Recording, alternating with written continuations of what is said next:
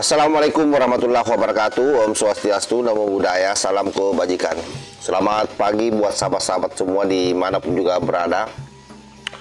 Seperti yang saya khawatirkan selama ini ya, bahwa jangan sampai kemudian rakyat geram dan melakukan tindakan-tindakan yang kita tidak inginkan.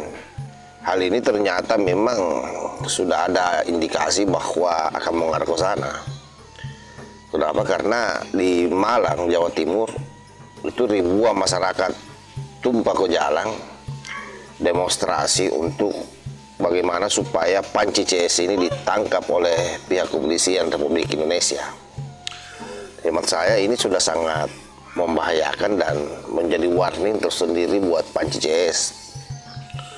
Kenapa hal ini terjadi? Ya, karena proses penegakan hukum di negara kita yang saya kira memang betul-betul sampai hari ini belum memperlihatkan ketegasan, terutama yang terjadi di Polda Metro Jaya. Hari ini hari Jumat, sahabat, kita berharap dengan adanya gelombang demonstrasi ini dan ini bisa menyusul daerah-daerah lain, ini sangat berbahaya bagi stabilitas negara dan bangsa kita kalau terus-terus dibiarkan seperti ini.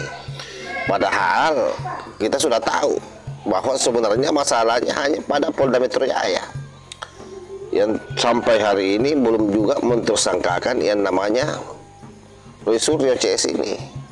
Nah, ini coba kita lihat cuplikannya. Pemirsa, unjuk rasa menuntut Roy Suryo ditahan terjadi di Kota Malang, Jawa Timur. Pengunjuk rasa menilai Roy Suryo membuat gaduh seluruh negeri dengan membuat hoax dan tidak menghormati mantan kepala negara.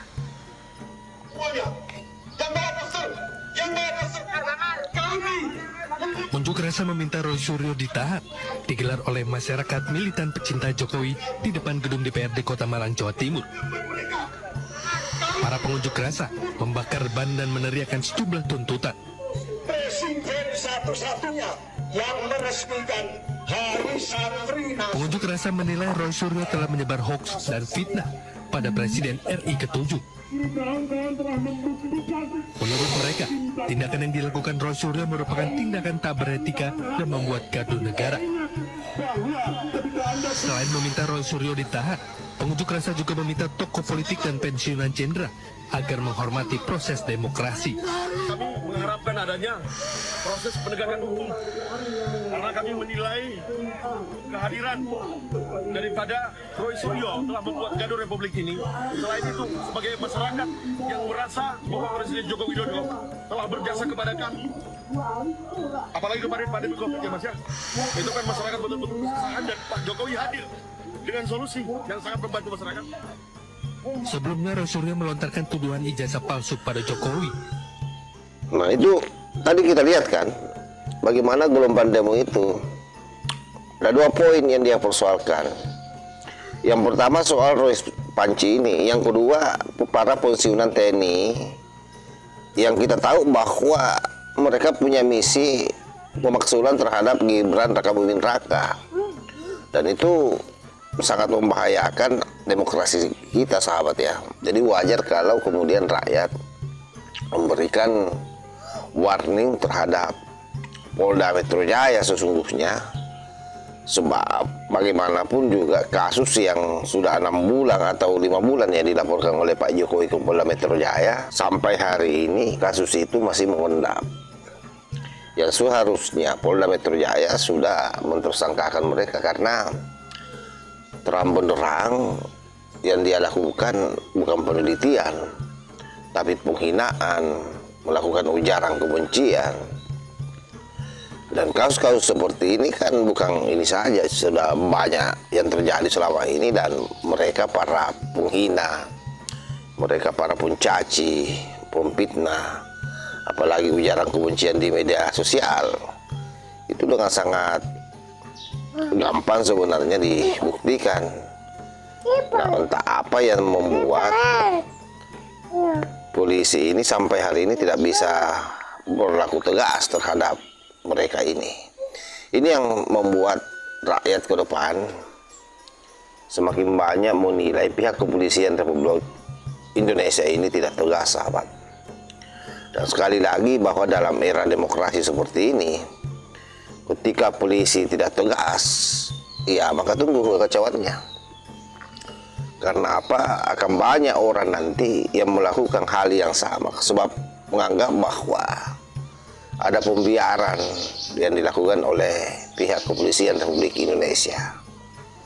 Dan boleh jadi juga ini menjadi alarm tersendiri buat Pak Prabowo ya. Sebab ada kebijakan Pak Prabowo yang baru-baru ini terkait soal bagaimana memberikan amnesti terhadap Gus Nur maupun terhadap si Bambang Tri. Tetapi justru kemudian membuat mereka semakin kurang ajar. Jadi ada hal yang beredar di masyarakat bahwa tidak apa-apa kita melakukan penghinaan ke orang besar, karena tahu pada akhirnya juga kita akan diampuni oleh presiden. Nah, bahasa-bahasa seperti ini sudah tidak menarik lagi. Nah, inilah yang mungkin membuat juga pihak kepolisian Republik Indonesia merasa tidak perlu kasus ini dilanjutkan, karena tetap nanti kalau dilanjutkan orang ini akan mendapatkan amnesti dari presiden. Ini sangat berbahaya ya. Karena itu sahabat-sahabat sekalian, saya kira memang di era demokrasi seperti ini ada satu catatan penting yang mesti digarisbawahi, bahwa sebebas-bebasnya orang tapi harus tetap berada pada koridor hukum. Dan di atas itu semua ada yang disebut dengan nilai, tata etika, moral, kultur kita. Itu yang harus selalu dikedepankan dalam berbuat atau melakukan tindakan.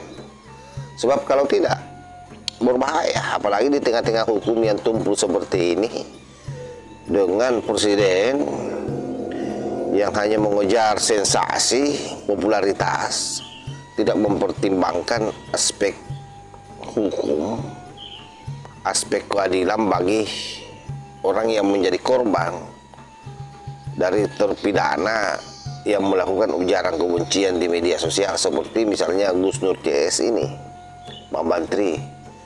Bayangkan, kita berharap sebenarnya pasca dia mendapatkan amnesti, istilahnya pengampunan ya, dia bisa tobat.